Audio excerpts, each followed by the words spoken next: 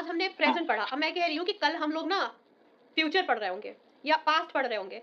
कल के सेशन में हम लोग पास्ट पढ़ रहे होंगे। तो इसको हम 2 तरह से बोल सकते हैं कि हम कल पास्ट पढ़ेंगे या फिर हम कल फ्यूचर पढ़ेंगे। हाँ, इसको एडवांस तरीके से जो लोग बोलते हैं वी विल हाँ, be studying, we will be learning, we will be है ना? We will be learning future tense. हम इस तरीके से विल बी का यूज़ करते हैं। हाँ, कल के सेशन में हम ये चीज़ पढ़ हाँ, रहे होंगे। हम लोग स्टाइल से ये बोलते हैं। अच्छा पढ़ेंगे भी बोल सकते हैं लेकिन थोड़ा फ्लॉन्ट करने के लिए पढ़ रहे होंगे। हम हिंदी में बोलते हैं ना, तो बस हाँ, इसीलिए हम विल बी का यूज़ करते हैं। सो इन आवर हाँ, tomorrow session we will be learning about future. हम इस तरीके से विल बी के साथ आईएनजी ऐड कर दिए, हमारा ये क्लियर हो गया।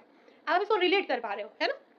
ट्रेन में बैठे, अब हम लोग ट्रेन में हम कह रहे हैं ना कल तक हम लोग पहुँच जाएँगे, कल है ना हम लोग दिल्ली में घूम रहे होंगे।